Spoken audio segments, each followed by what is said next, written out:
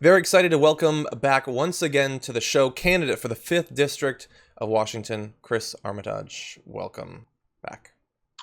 Hey, thanks again for having me, John. I appreciate it. Always glad to have you here. It's been a bit since we checked in on the race, and obviously a lot has been going on in the country. Since then, I know that you actually just spent time during the weekend attending one of the apparently very well-attended protests in your area. Can you tell us about that? Yeah, it's been an interesting development, and with the growth of the campaign, and what's emerged as me versus our Republican incumbent in a very serious way, being out there to show solidarity felt more important than ever. Mm-hmm. We had 4,000 people marching in the streets of Spokane, Washington, and it's a town of about 250,000 people, the city, and so the turnout was double anything else we've had, and it was I was very proud of Spokane on that day. Yeah, and how was the response from law enforcement in the area? During the daytime, the main cops they were taking a knee with a lot of our folks, and were pretty respectful. And the nighttime was different once the riot gear folks came out. And of course, they had their big, basically MRAPs up armored out there as a show of force. But the daytime was peaceful. And as it got later is when the tear gas started coming out. Yeah. What I'm curious about is we talked to a number of candidates with very different experiences. You are fairly unique in the sort of candidate that we talked about, that you have experience with law enforcement, experience with the military. How does that influence your perspective here, or your ability to talk about these issues when you have a different experience than a lot of these other candidates?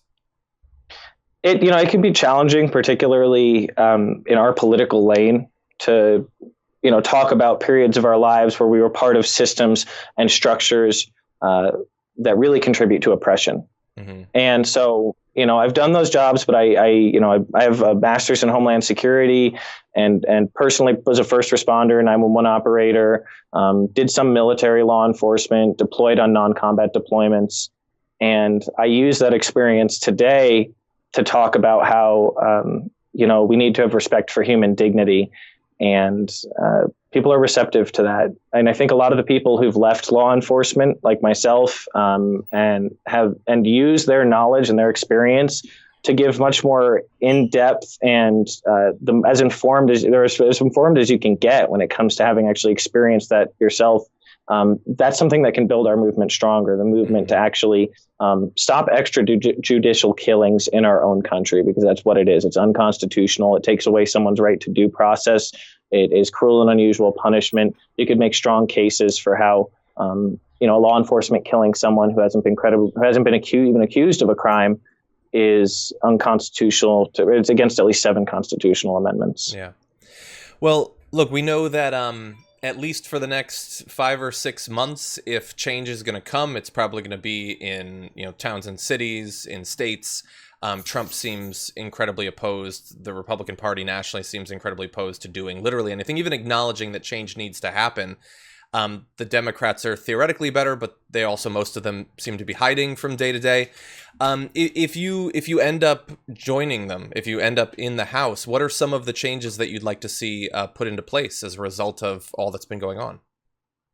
Well, we need a more reactive law enforcement apparatus. Right now, they are essentially an occupying military force in hostile territory. The goal isn't peace, it's compliance.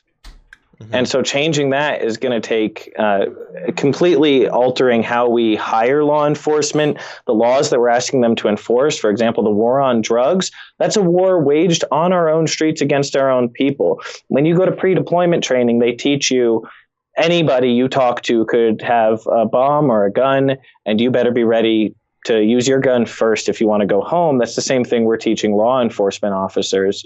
We are not the people they're trying to protect. And I say that as everyone, but particularly marginalized, impacted communities face the biggest threats. And so in Congress, we're going to need to create a national certification body that is completely independent from law enforcement structures, and their job is to police the police with complete transparency, access to everything. They can give certification just like the bar, and they can remove certification.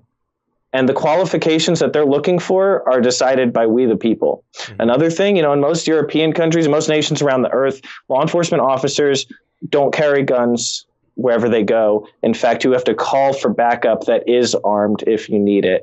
Where are we seeing the escalation today? It's where cops show up in riot gear and they get trained for this. They don't train to de-escalate. They train to prepare for escalation. Yeah. And so they're chomping at the bit.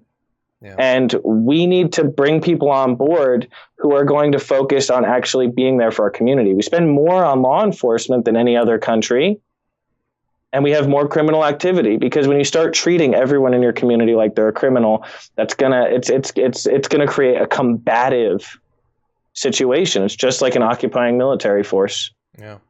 Yeah, and while I think you're right to point out that the police do function in many ways like an occupying military force, and certainly we equip them as if they were military, better equipped than the militaries of many countries. For Trump, that's not enough. He wants to send in the actual military, the National Guard. He wants to dominate the streets and things like that. I'm sure you saw the clearing out of the streets in D.C. and the buzzing people with the helicopter and things like that. As someone who has served in the military, what do you think about the way that Trump seems to see the place of the military in quelling these sorts of protests? Oh, it's the same as a dictator or any sort of tyrannical, autocrat. That's not, James Mattis spoke out. General James Mattis, one of the most respected people in the modern era, one of the most respected generals in the modern era, said that Donald Trump's a threat to our Constitution. And that's what we're looking at. If you just swap out the word America for the word China, and people start to get it. When you say, I heard last weekend there were 100 protests across the nation and of China. And then the government called the protesters who were upset about police brutality, called them terrorists, and then is talking about sending the military out to mow people down who are peacefully protesting. Yeah. Now change out the word China for America. This is what the USSR was doing. This is what authoritarian regimes do. It's unconstitutional. It's not what this country was in. When we started this country, we weren't perfect, but we knew we had to continue to get better, and there were aspirations and ideals, and we have slid backwards. We're not moving in the right direction anymore. Yeah. I think people are desperate for leadership right now. And where can people find out more about your campaign? ArmitageForCongress.com. That's ARMITAGEFOR Congress.com. And also great interviews that you've let us do, which are on YouTube. But ArmitageForCongress.com. We got digital volunteering. We need more digital volunteers. If you can contribute, we just hit the $100,000 threshold. But we need to continue to push that up.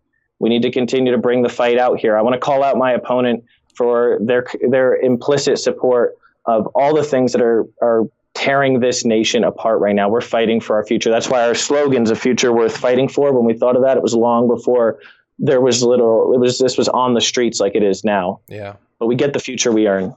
Yeah. Chris, thank you so much. Always appreciate you joining us on the show, and good luck. Thanks again, John.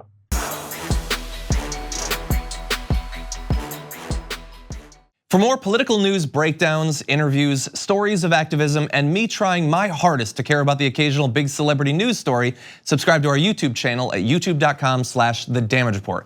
And you can ring the bell wherever it is so you don't miss anything.